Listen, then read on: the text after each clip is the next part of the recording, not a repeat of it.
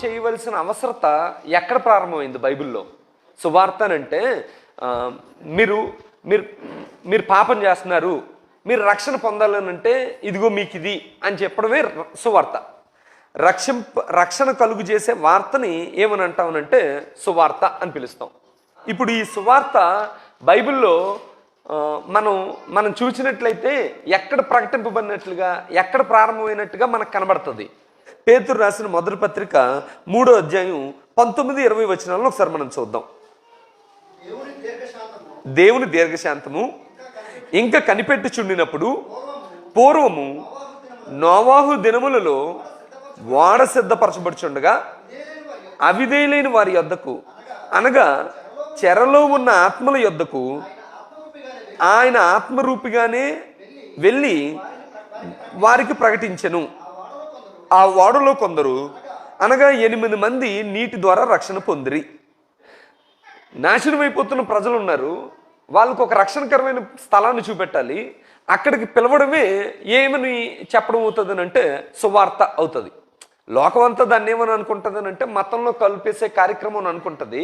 సువార్తకి అర్థం ఏంటంటే నాశనమైపోతున్న ప్రజలు ఒక పక్క ఉన్నారు, రక్షణకరమైన ఒక స్థలం ఒకటి ఉంది, ఇక్కడ ఉంటే నాశనం అయిపోతారు, ఇక్కడికి రండి అని పిలవడమే సువార్త. ఆ సువార్తని దేవుడు ప్రకటించమని చెప్పాడు. అది ఏ కాలంలో ప్రారంభమైందనంటే, అంటే ఇలాంటి సందర్భం ఎక్కడ కనబడుతుంది అంటే నోవాహు దినాల్లోనే. ఆ రోజులో నాశనమైపోతున్న ప్రజలందరి కొరకు దేవుడు ఏర్పాటు చేసిన రక్షణకరమైన ప్లేస్ ఏది అని అంటే ఒక ఓడని ఏర్పాటు చేశాడు. అందులోకి రమ్మంటే ఎంతమంది వచ్చారంట? 8 మంది మాత్రమే రక్షింపబడ్డారు. అయితే ఆయా కాలంలో దేవుడు ఏం చేశాడు అని అంటే నశించిపోతున్న ప్రజల దగ్గరికి తన ప్రవక్తలను పంపించాడు. పంపించి తన వాక్కుని వారి ద్వారా వినిపించాడు. అయితే ఒక తేడా ఉంది. ఏంటనంటే ఆయా కాలంలో ఆ వాక్ ఏమయ్యేదనంటే మార్పు చెందుతుండేది. అంటే ఇప్పుడు ఇర్మియా వెళ్ళినప్పుడు ఒక వార్తను పట్టుకుని వెళ్ళాడు, యెషయా వెళ్ళినప్పుడు మరొక వార్తను పట్టుకుని వెళ్ళాడు, నీనివే దగ్గరికి వెళ్ళినప్పుడు మరొక సందర్భాన్ని వివరించడానికి ప్రయత్నం చేశాడు.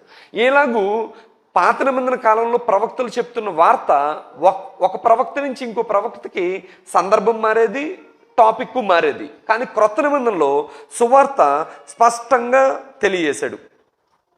క్రొత్త నిబంధనలో సువార్త స్పష్టం చేయబడింది. ఇక్కడ మనుషులు మారుతారు, సువార్త మారకూడదు.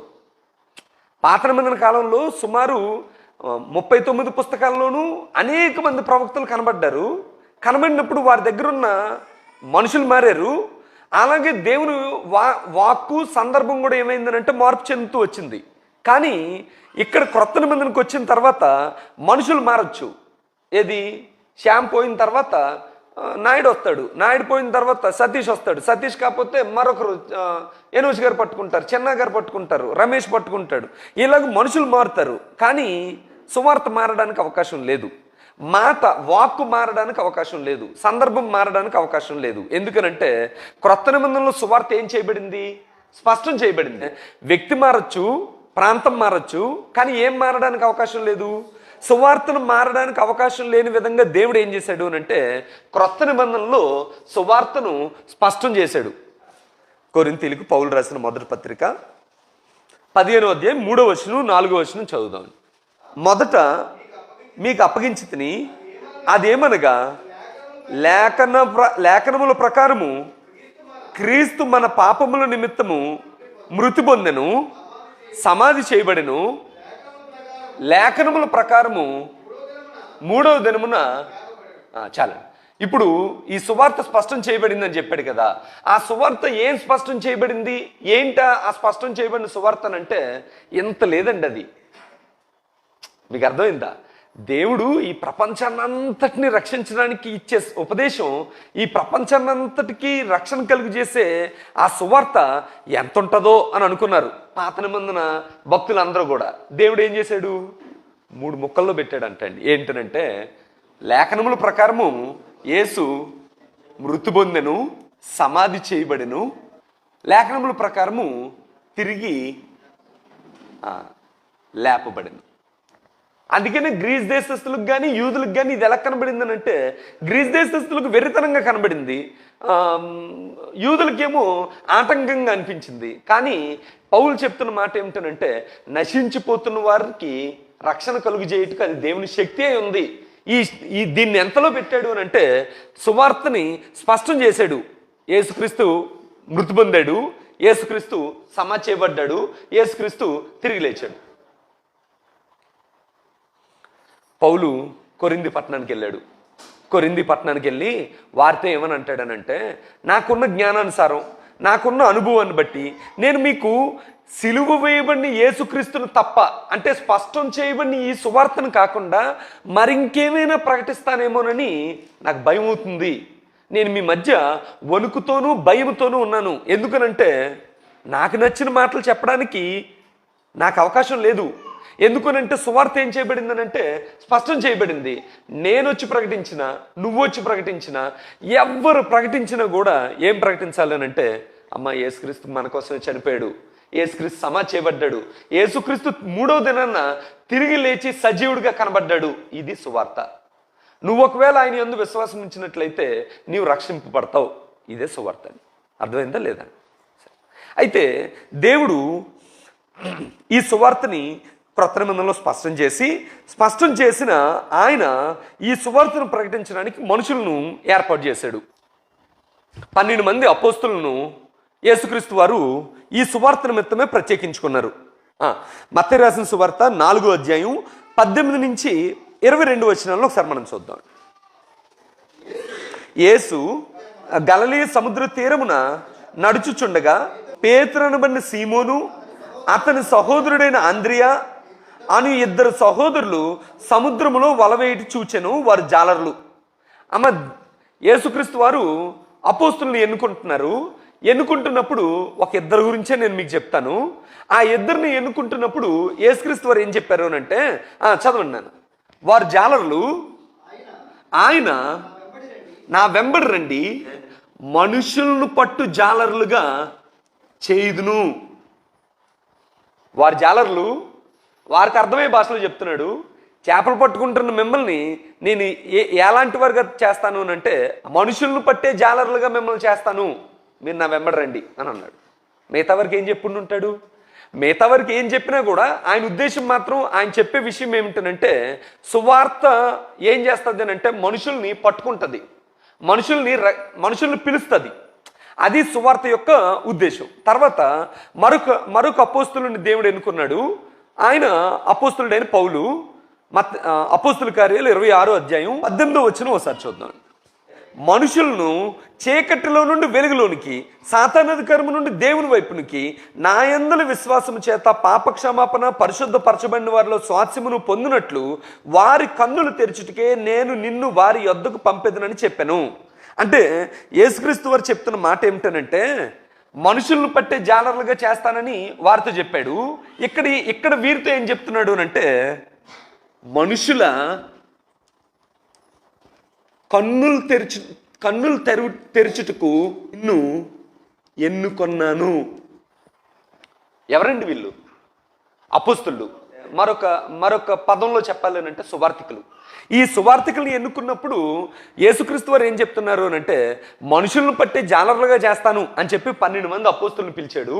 తర్వాత మరొక అపోస్తులను ఎన్నుకున్నప్పుడు ఏం చెప్పాడు అని అంటే, చీకట్లో ఉన్నవారిని వెలుగులోనికి, సాతాను అధికారం కింద ఉన్నవారిని దేవుని రాజ్యానికి పిలవడానికి మనుషులు కన్నులు తెరుచుటకు నేను నిన్ను ఎన్నుకొని ఉన్నాను అని చెప్పి ఆయన చెప్పినట్లుగా మనం చూస్తున్నాం. సువార్థికుడు అనే విషయాన్ని గురించి ఈరోజు మనం ఆలోచించడానికి ప్రయత్నం చేద్దామండి. సువార్థికుడికి అప్పగింపబడిన పని ఏంటండి? అర్థమైందండి? అమ్మ, సువార్థికుడు అంటే తెలుసు కదా, ఎవరమ్మా? వైట్ చొక్కా, వీలైతే వైట్ ప్యాంటు వేసుకొని, లేకపోతే ఒక చిన్న బ్యాగ్ పట్టుకొని వస్తాడు కదా, ఆయనైనా సువార్థికుడు అంటే? ఆయన కాదా? ఆయన కాదా? ఆయనే కదా, ఆయన కాదు. సరే, ఇది మనుషులు గుర్తుపట్టినట్లయితే వైట్ చొక్కా, వైట్ ప్యాంటు అనేది మనుషులు గుర్తుపట్టినట్లే. మరి దేవుడు ఎలా గుర్తిస్తాడు?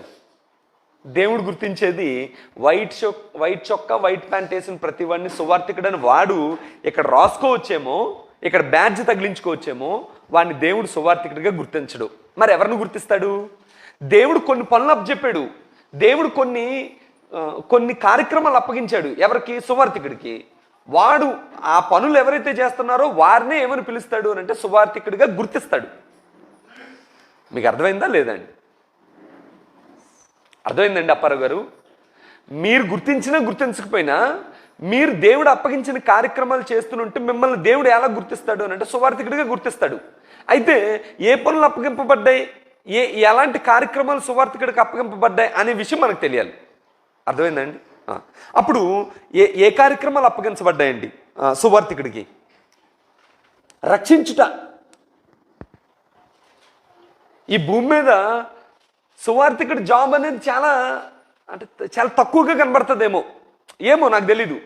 కానీ దేవుడు వారికి అప్పగించిన పని ఏంటనంటే అది అద్భుతమైన కార్యక్రమం అండి. ఎందుకనంటే నేను మీకు చాలాసార్లు చెప్పాను, పరలోకంలో దేవుడు ఉన్నాడు. ఎలాంటి వాడండి? ఉవ్వెత్తున ఎగిసిపడుతున్న సముద్రాన్ని ఏమంటాడంట? అంత గోల చేయొద్దు, నీకు సరిహద్దుగా ఇసుకను నియమించాను అని చెప్పాడండి. అది ఎంత ఎత్తు లెగిస్తుంది? అంత ఎత్తు లేచి అంత గోల చేస్తున్న సముద్రాన్ని దేవుడు ఏమంటాడనంటే ఇసుకని నీకు సరిహద్దుగా పెట్టాను, అక్కడికి వచ్చేటప్పుడు నువ్వు ఆగిపోవాలి. ఆగుతుంది? అది ఆగాల్సిందే.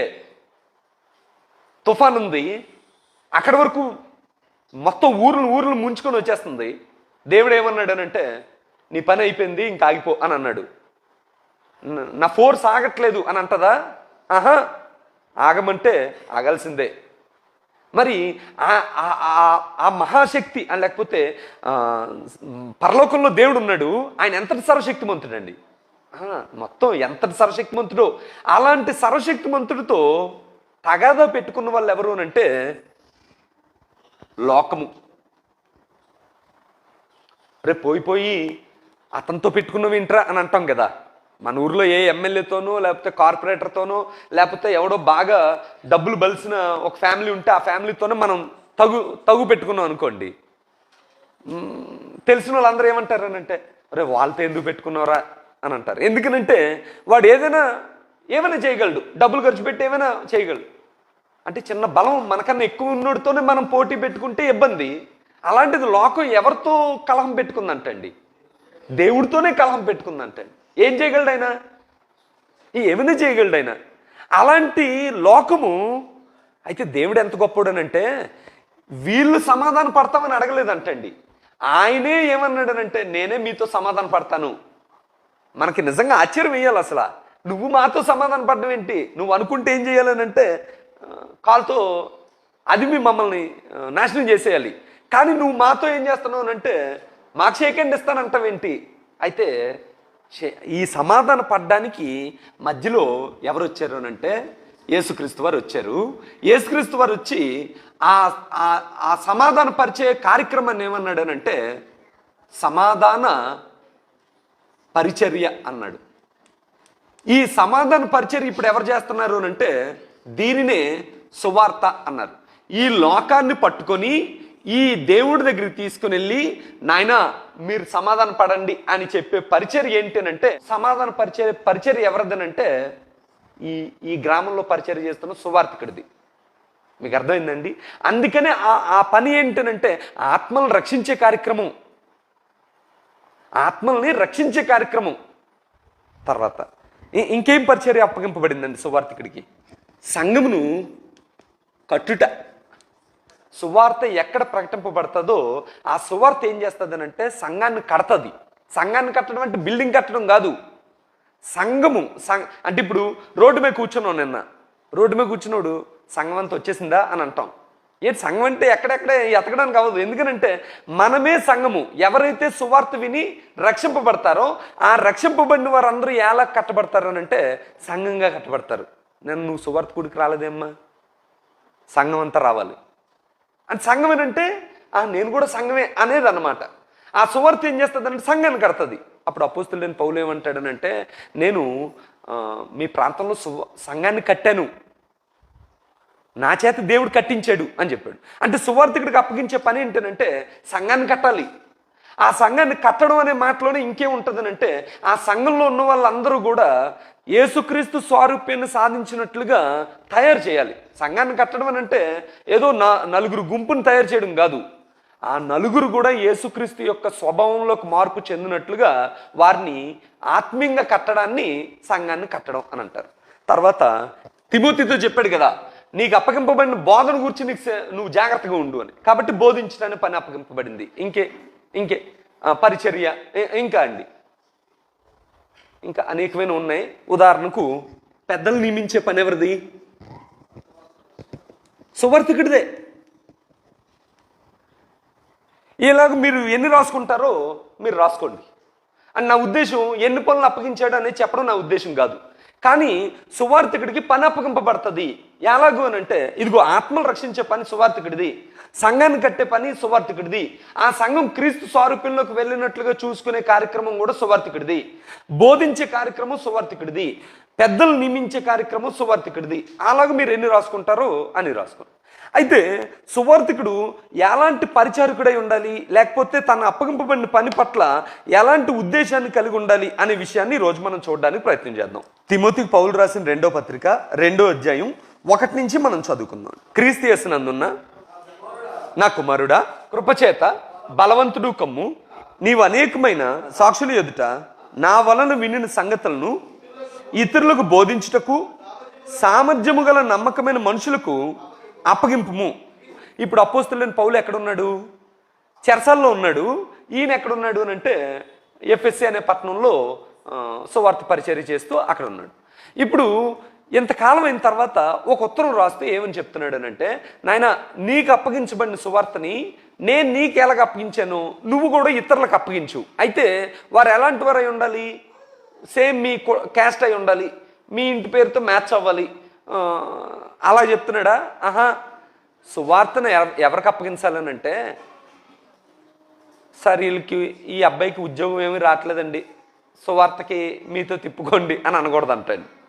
సువార్తను ఎవరికి అప్పగించాలని అంటే సామర్థ్యము కలిగిన నమ్మకమైన మనుషులకు.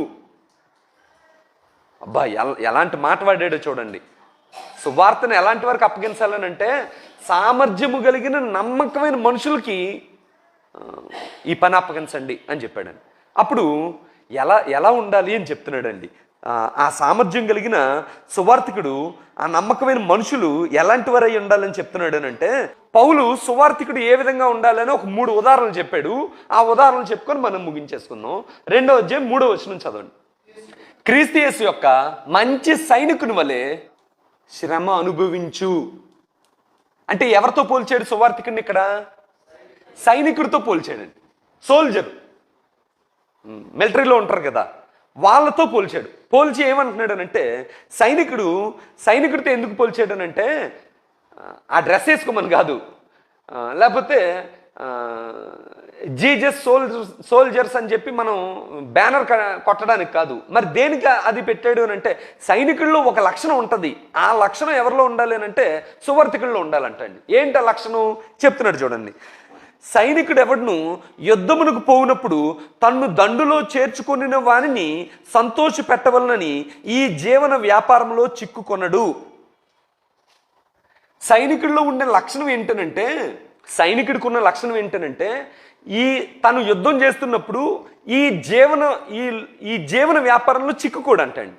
జీవన వ్యాపారం అని అంటే మిలిటరీకి వెళ్ళాడు, జాయిన్ అయ్యాడు, జాయిన్ అయ్యి యుద్ధం చేస్తున్నాడు. ఏం ఆలోచిస్తాడండి? ఏం ఆలోచించడు. నా కమాండర్ నాకేమో ఆజ్ఞించాడు, లేకపోతే నాకు ఏ టాస్క్ ఇచ్చాడో ఆ టాస్క్ని ఎలా కంప్లీట్ చేయాలనేది ఆలోచిస్తాడు. అలా ఆలోచించకుండా ఈ జీవన వ్యాపారంలో చిక్కుకోవడం అంటే, ఇల్లు ఎలా కట్టాలో, ఎన్ని డబ్బులు వస్తాయో, దీన్ని వడ్డీకి తిప్పాలో, లేకపోతే నార్మల్గా మా ఆవిడ చేతిలో పెట్టేయాలో, పిల్లలు ఎలా చదువుతున్నారో, ఈ కార్యక్రమాలన్నీ కూడా ఎవరి హృదయంలో ఉండవనంటే, మామూలుగా సైనికుడు అంటే రిలాక్స్ అయ్యే టైంలో ఉంటాయేమో కానీ తను ఏదైతే యుద్ధం చేస్తున్నాడో ఆ యుద్ధం చేసే టైంలో ఏది ఉండదనంటే ఈ విషయాలు ఏమి చిక్కుకుంటే వాడు చచ్చిపోతాడు. అందుకని ఏం చేయడు అంటే ఈ జీవన వ్యాపారంలో చిక్కుకొనడు. ఇప్పుడు అపోస్తులుడైన పౌలు తిమోతికి ఈ విషయాలు ఎందుకు చెప్తున్నాడండి అంటే ఒకవేళ సువార్థికుడే ఉన్నాడు, సువార్థికుడు ఏం ఆలోచించకూడదనంటే నా కుటుంబం, నా పిల్లలు, లేకపోతే అక్కడ ఏమైపోతున్నారో, ఇంకా కొంచెం డబ్బులు ఎలా సంపాదించాలి, ఈ జీవన వ్యాపారం ఉంటుంది కదా, ఈ వ్యాపారంలో చిక్కకూడదు అని చెప్తున్నాడు. అందుకే పౌలు అని మీకు నచ్చదేమో ఓ మాట చెప్తాను. అపోస్తులైన పౌలు ఏమన్నాడనంటే కొరింథీయులకు రాసిన పత్రికలో, నా వలే ఉండుట పురుషునికి మేలు. ఎందుకనంటే పెళ్ళైన వాడు ఏం చేయాలనుకుంటాడంట, భార్యను ఎలా సంతోష పెట్టాలో అని ఆయన ఆలోచిస్తాడంట. మరి పెళ్లి కానివాడు క్రీస్తుని ఎలా సంతోష పెట్టాలని ఆలోచిస్తాడంట. అయితే దాన్ని దాటిన వారు కూడా ఉన్నారండి. అపోస్తులైన పేతురు ఉన్నాడు, తన భార్యతో కలిసి సువార్త చేశాడంట. అయితే ఇప్పుడు సువార్థికుడు గురించి నేర్చుకుంటూ ఒకవేళ పెళ్ళైన సువార్థికుడు ఉంటే ఈ సమయంలో ఆయన భార్యకు విషయం తెలియాలి. ఏంటది? నా భర్త ఎక్కువ జీవన వ్యాపారంలో చిక్కుకోకుండా చూసే బాధ్యత నాది. ఎందుకనంటే దేవుడు ఏం అప్పగించాడంట, ఓ పని అప్పగించాడు. చెప్పాను కదా, దేవుడు యేసుక్రీస్తు వారు సువార్థికుడికి ఏమి ఇచ్చారు అని అంటే పని అప్పగించాడు. ఈ పనిని గురించి ఒక రోజు లెక్క అడుగుతాను అన్నాడండి. కాబట్టి ఆ పని అప్పగింపబడిన సువార్థికుడు ఎలా ఉండాలి అని అంటే మంచి సైనికుల వలె శ్రమ అనుభవించాలి, ఈ జీవన వ్యాపారంలో చిక్కుకోకూడదు.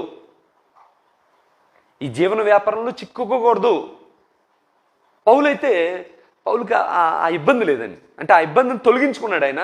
ఆ తర్వాత చక్కగా ఆయన ఏ రోజు కూడా అయ్యో జైల్లో వేసేరేటి, నన్ను ఎప్పుడు విడుదలవుతాను అనే ప్రశ్న లేదండి ఆయనకి. జైల్లో ఉన్నాడు, ఏం చేశాడండి, ఓ పక్కనేమో ఆ మూలను ఒక ఆయన ఉన్నాడు, ఓ యవనస్తుడు. ఏం చేశాడండి, నాయన నీ పేరేంటి, ఎక్కడి నుంచి వచ్చావు, ఏంటి వివరాలు అడిగాడు. వివరాలన్నీ అయిపోయిన తర్వాత యేసుక్రీస్తు గురించి తెలుసా అని అడిగాడు. తెలీదు అన్నాడు. సువార్త చేశాడు. మరి ఎక్కడి నుంచి పర్మిషన్ తీసుకున్నాడో కానీ వెళ్ళి చక్కగా అతనికి బాప్తిసం ఇచ్చాడు. మరలా ఆయన విడుదలైపోతున్నప్పుడు ఎక్కడికి పంపించాలో అక్కడ పంపించాడు. ఎవరినండి? ఒనేసిము. ఆ కుర్రోడు ఎవరు అంటే ఒనేసిము. జైల్లో ఎవడైనా సువార్త చేస్తాడండి? అది అంటే ఈ రోజుల్లో వెళ్తారు, అంటే సువార్థికులు జైలుకు కూడా వెళ్ళి సువార్తలు చేస్తున్న కార్యక్రమాలు జరుగుతున్నాయి. కానీ ఇక్కడ అలా కాదు. ఆల్రెడీ ఆయన జైల్లో ఉన్నాడు, ఇంకో ఆయన జైల్లో ఉన్నాడు, అక్కడ సువార్త చేశాడండి ఆయన.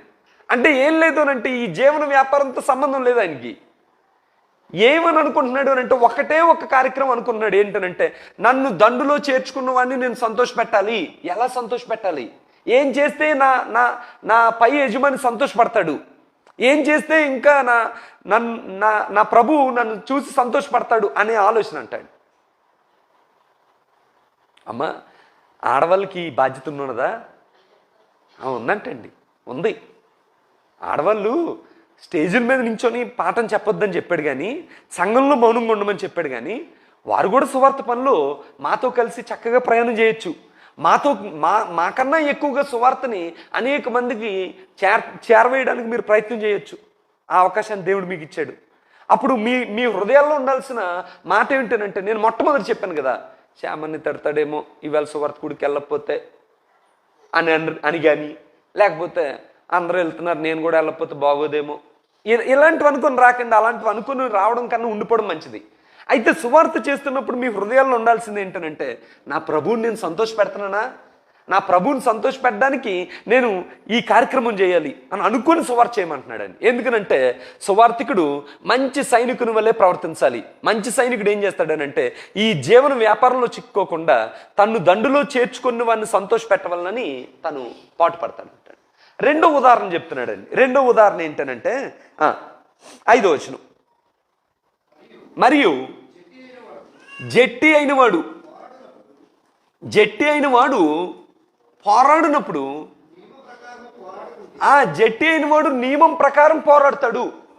పౌలు ఏం చెప్తున్నాడు అంటే సువార్థికుడు కూడా ఎలా ఉండాలి అంటే ఒక జట్టిలాగా ఉండాలంటండి, ఒక కుస్తీ పోటీ పట్టేవాడిలాగా ఉండాలంటండి. ఎందుకు కుస్తీ పోటీ పట్టేవాడు అంటే మంచి బలంగా ఉండాలని కాదు దాని అర్థం. ఎలా ఉండాలంట, ఆ కుస్తీ పోటీ పట్టేవాడి గురించి ఏం చెప్తున్నాడు అంటే జట్టి అయిన వాడు నియమం ప్రకారం పోరాడతాడు. నియమం ఉంటుంది పోరాడడానికి. అంటే ఈ ఈ ఈ గీత లోపలే నువ్వు ఆడాలి, ఈ గీత దాటితే అవుట్ అంటారు కదా.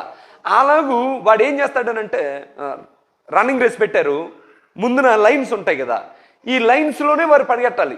అలా కాకుండా పక్కెళ్ళిపోయి సులువుగా ఉందని కొంచెం క్రాస్గా పరిగెట్టాడు అనుకోండి, వాడిని డిస్క్వాలిఫై చేసేస్తారు.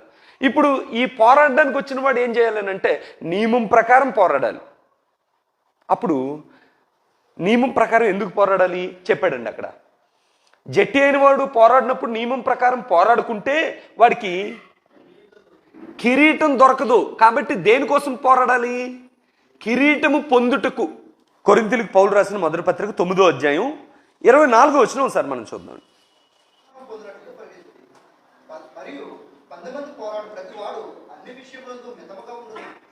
అంటే పందెపు రంగమందు పరిగెట్టువాడు అన్ని విషయాల్లోనూ మితంగా ఉంటాడంటండి.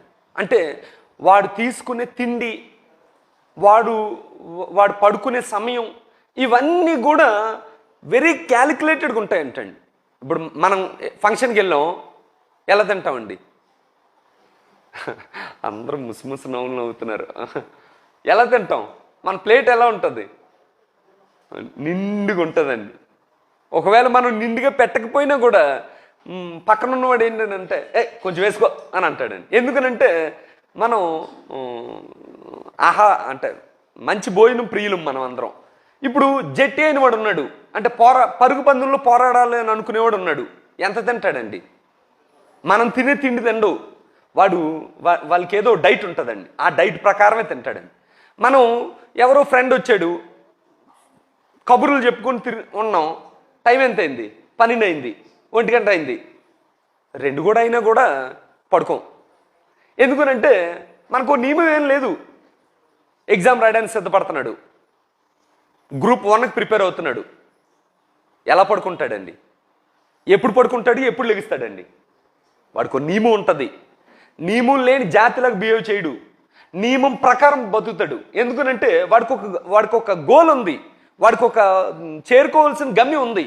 అప్పుడు పౌలు ఏమంటున్నాడు అంటే పందెపు రంగమందు పరిగెత్తు ప్రతివాడు మితముగా ఉంటాడు, ఇష్టానుసారంగా ఉండడు, మితంగా ఉంటాడు. ఆ తర్వాత ఏమంటున్నాడు అంటే మితముగా ఉండును, మనమైతే అక్షయమైన కిరీటమును పొందుటకు మితముగా ఉన్నాము. కాబట్టి నేను గురి చూడని వాని వల్లే పరిగెత్తువాడిని కాను, గాలిని కొట్టినట్లు నేను పోట్లాడట్లేదు. ఒకవేళ ఇతరులకు ప్రకటించిన తర్వాత నేనే భ్రష్టుడిని అయిపోదునేమో అని నా శరీరమును నలగొట్టి దాన్ని లోపరుచుకొనిచున్నాను. మంచి మాట. ఒక నెల క్రితం, అంటే నెల క్రితం కాదు, ఓ నెల నుంచి నేను నేర్చుకుంటున్నాను, అది నేను మీకు చెప్తాను. సువార్త ప్రకటించేవాడు అని అంటే అర్థం ఏంటండి? వెలుగుని ప్రకటిస్తున్నాడు, అంటే వెలుగులోకి రమ్మని చెప్తున్నాడు. వెలుగును ప్రకటిస్తున్నాడు చీకటిని కలిగి ఉంటే ఎలా ప్రకటిస్తాడు కదా? అర్థమైందమ్మా? వెలుగును ఇప్పుడు అందరూ వెలుగులోకి రండి అని చెప్పి వెలుగును ప్రకటిస్తున్న జ్యోతిలాగా ఉన్నాం మనం. కానీ ఈ జ్యోతే ఏం కలిగి ఉందనంటే ఇటువైపు అంతా నల్లని మచ్చ కలిగి ఉంది, నల్లని చీకటి కలిగి ఉంది. చెప్తామా? సువార్త ప్రకటిస్తామా? ఒకవేళ ప్రకటించినా ఎలా ప్రకటిస్తావు? ఏదో జాబ్ కాబట్టి ప్రకటిస్తావు. సువార్థికులకి ఈ విషయం అర్థం అవుద్ది. మోషే గారు మీకు అర్థం అవుద్ది. మీలో చీకటి ఉంది. ఆ రోజు మిమ్మల్ని వాక్యం చెప్పడానికి పిలిచారు, చెప్తారు. ఇంకెవరు అంటే జాబ్ అప్పగించారు కాబట్టి చేస్తారు. కానీ మీకు తెలుస్తుంది, నాకు తెలుస్తుంది. వెలుగుని గురించి ప్రకటిస్తున్న నేను చీకటిని కలిగి ఉంటే ఏంటి ఈ పని అని అనుకుంటాను. వీలైతే ఎవడైనా వాక్యం ప్రిపేర్ అయితే నువ్వు వెళ్ళి చెప్పవచ్చు కదా అని అడుగుతానండి నేను. ఎందుకనంటే నాకు తెలిసిపోద్ది, వెలుగును ప్రకటిస్తున్నాడు చీకటిని కలిగి ఉంటే వెలుగును ప్రకటించడానికి కుదరదు. కాబట్టి ఇప్పుడు ఏం చేయాలి? అయితే ప్రకటించడం మానే, అది మానేస్తే మరీ శ్రమ. అయితే మరి ఇంకేం చేయాలి? నియమం ప్రకారం ఉండు, మితంగా ఉండు, పాపంలో చేయబెట్టకు, జాగ్రత్తగా ఉండు, వెలుగులో నడుచుకో. అప్పుడేమవుద్దనంటే కిరీటం పొందుతావు. అపోస్తలుడైన పౌలు అన్నాడు, మంచి సువార్తికుడు కదా. ఆ మంచి సువార్తికుడు ఏమన్నాడనంటే నేను పోరాడాను, నా ముందున్న పరుగు పందాన్ని నేను గురి చూడని వాని వల్లే పరిగెట్టట్లా, గురి చూస్తూ పరిగెడుతున్నాను, పరిగెట్టేశాను.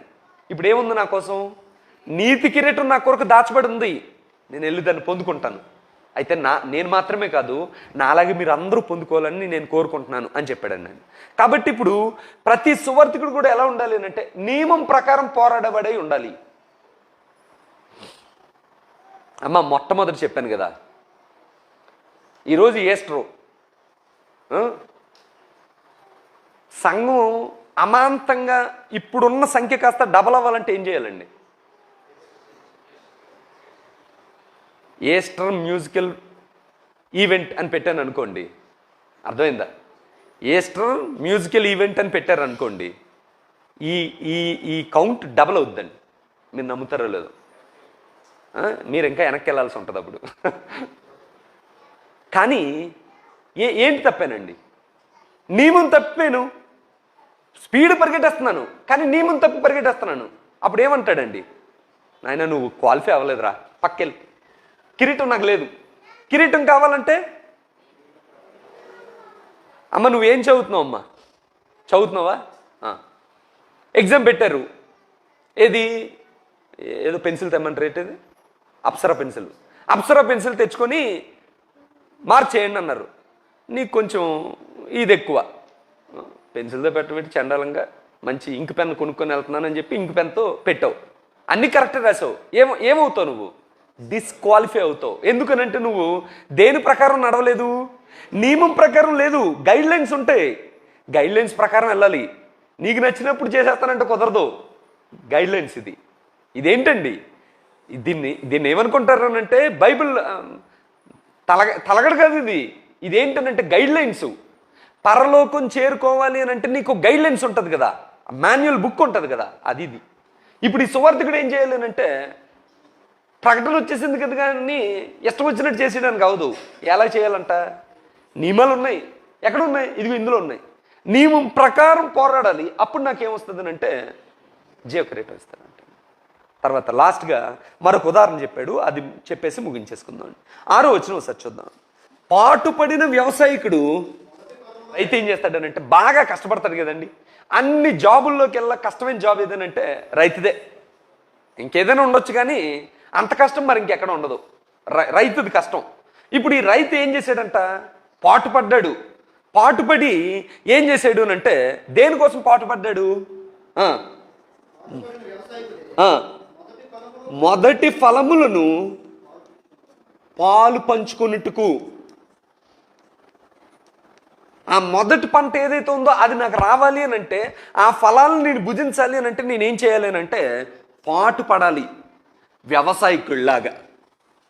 దీనికే యాకోబు రాసిన పత్రికలో మరొక మాటని జత చేసి ఏం చెప్తాడనంటే, యాకోబు రాసిన పత్రిక 5వ అధ్యాయం 7వ వచనంలో, సహోదరులారా ప్రభువు రాకడ కొరకు ఓపిక కలిగి ఉండుడి. చూడుడి, వ్యవసాయకుడు తొలకరి వర్షమును కడవరి వర్షమును సమకూడు వరకు విలువైన భూఫలము నిమిత్తము ఓపికతో కాచుకొనుచు దాని కొరకు కనిపెట్టును కదా. అంటే అది ప్రభు రాకడ గురించి చెప్పిన విషయము.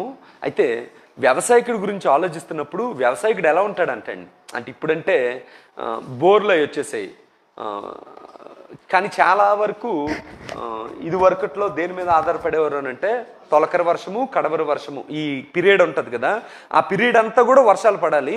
పడాల్సిన టైంలో పడడం కోసం ఎదురు చూస్తాడు, పడకూడని టైంలో బాబు పడకూడదు అని కూడా ఆయన అనుకుంటూ ఉంటాడు. ఎలా కనిపెడతాడంటాడంటే అండి ఓపికతో కనిపెడతాడంటండి. ఓపికతో, అంత ఓపికతో ఏం చేస్తాడనంటే ఆ రైతు పాటు పడతాడంటండి. దేనికోసం అంటే ఆ పంట చేతికి వస్తుందండి. ఎవడైతే వ్యవసాయకుడిలాగా కష్టపడతాడో, ఎవడైతే వ్యవసాయకుడిలాగా పాటు పడతాడో వాడు ఏం పాలు పంచుకుంటాడు అంటే మొదటి ఫలాలను పాలు పంచుకుంటాడు అని చెప్పాడండి. మూడు జాబ్స్ చెప్పాడండి, ముగ్గురు వ్యక్తులను చెప్పాడండి. ఎవరు? 1 సైనికుడు, 2 జట్టి, 3 వ్యవసాయకుడు. సైనికుడు ఏం చేస్తాడనంటే జీవన వ్యాపారంలో చిక్కుకోడు. దేనికోసం? దండులో చేర్చుకున్న వాడిని సంతోషపెట్టడం కోసం. జట్టి అయిన వాడు ఏం చేస్తాడు? నియమం ప్రకారం పోరాడతాడు. ఎందుకనంటే కిరీటం పొందుకోవడం కోసం. వ్యవసాయకుడు ఏం చేస్తాడు? పాటు పడతాడు. ఎందుకోసం అంటే మొదటి ఫలాల్ని పాలు పంచుకోవడం కోసం. ఇప్పుడు ఇవి 3 జాబ్స్ గురించి చెప్పట్లేదండి. ఈ జాబ్స్లో ఉన్న ఒక్కొక్క లక్షణం ఇప్పుడు ఎవరిలో ఉండాలి అని అంటే సువార్థికుడిలో ఉండాలండి. కొరింథీయులకు పౌలు రాసిన పత్రిక 3వ అధ్యాయం 12వ వచనం 13వ వచనం కలిసి ఉన్నాయి, అది చదువుదామండి.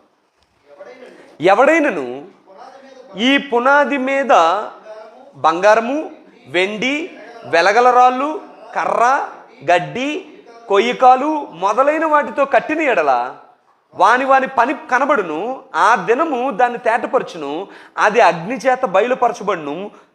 ఈ విషయాన్ని మనం గమనిద్దామండి. మరియు వాని పని ఎట్టితో దాన్ని అగ్నియే పరీక్షించును. అంటే సువార్థికుడు ఉన్నాడు. సువార్థికుడు అనేవాడు ఏమి పుట్టుకతో ఎవడు అవడు. సువార్థికుడు సోమేష్ ఉన్నాడు, ఒరే నువ్వు సువార్థికుడు అవ్వు అని అంటే అవుతాడా? సతీష్ సువార్థికుడు అయిపోరా అన్నాను అనుకో, అయిపోతావా? మరి ఎవడు సువార్థికుడు అవుతాడు?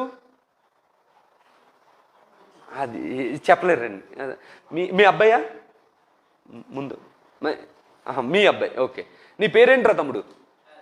ప్రసాద్ ఉన్నాడు. వాళ్ళ అమ్మ ఏమనుకుంటుంది అంటే సువార్థికుని చేయాలి అని అనుకుంటుంది. అయిపోడు, దానికి చాలా కార్యక్రమం ఉంటుంది. మా అమ్మ అనుకుంది సువార్థికుడు అవ్వాలి అని, ఏదో కార్యక్రమం చేసింది నా పట్ల. దానికి దేవుడు నాకు అవకాశం ఇచ్చాడు, అయ్యాను, అవకాశం ఇచ్చాడు. ఇప్పుడు సువార్థికుడు అవ్వాలి లేకపోతే ఇగో ఈ పలానా వ్యక్తి సువార్థికుడు అనే దానికి అవకాశం లేదు. నాకు 2 కూతుర్లే, కానీ నాకు ఒక కొడుకు పుట్టాడు. ఏమైపోతాడు వాడు? మనమందరం ఏమనుకుంటామంటే చిన్న సువార్థికుడు, అయ్యగారు తర్వాత అయ్యగారు, జూనియర్ పాస్టర్, ఇలాంటి పేర్లు పిలుస్తాం కదా. మనకి అంటే మనం ఈ లోకంలో అనుభవిస్తున్న పనికిమాలిన ఒక సాంప్రదాయం ఏంటనంటే కొడుకు తండ్రి తర్వాత కొడుకు పాస్టర్ అయిపోతాడు. ఎలా అయిపోతాడో ఎవరికి తెలీదు.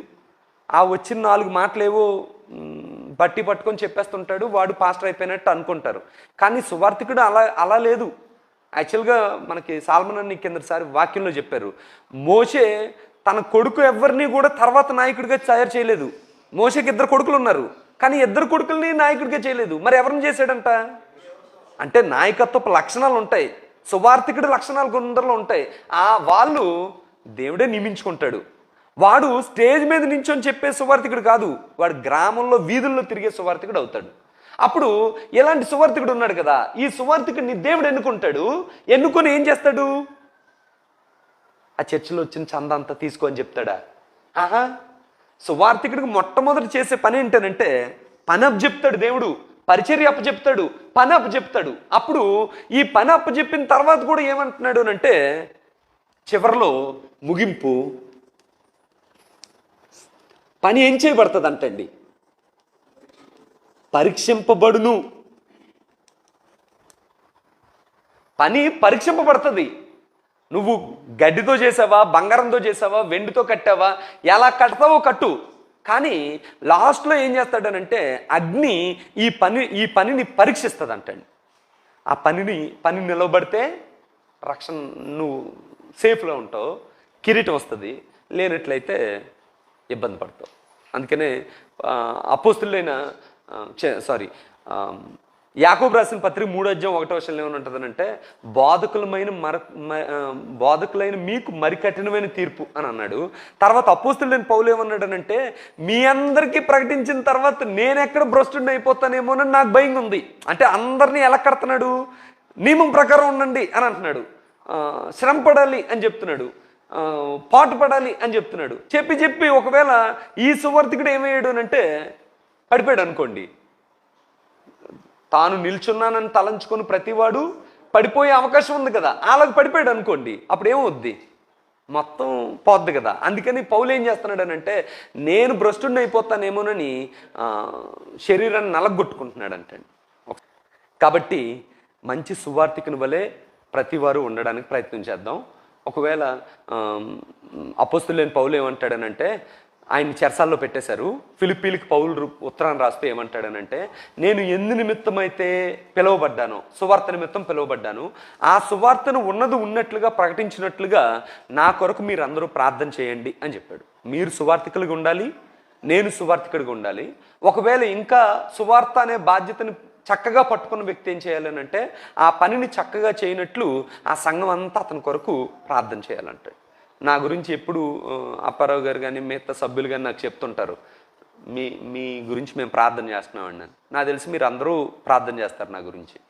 అలాగే ప్రార్థన చేస్తుండడం వల్లే ఇంకా కొంచెం మంచిగా సువార్తను ప్రకటించడం వీలవుతుంది. ఒకవేళ లేదనుకోండి అది అవ్వదు. కానీ మనం ఏమనుకోవాలనంటే మన సువార్థికుడు బాగా సువార్త ప్రకటించాలి, నేను కూడా సువార్త ప్రకటించాలి.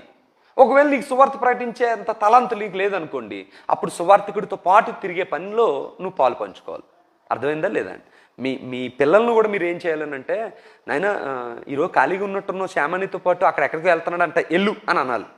ఇప్పుడు నేను పిలిస్తే వస్తారు, కానీ నేను పిలవడం కన్నా అమ్మే ఏం చేయలేనంటే, ఎందుకు ఇంట్లో ఖాళీగా ఉండడు, నువ్వు సువార్థికుడితో పాటు వెళ్ళు, లేకపోతే ఇగో ఇక్కడ ఖాళీ చేసుకొని నువ్వు సువార్తలో పాలు పంచుకో అని చెప్పేటట్లుగా మీ పిల్లల పట్ల మీరు బాధ్యత కలిగి ఉండాలి.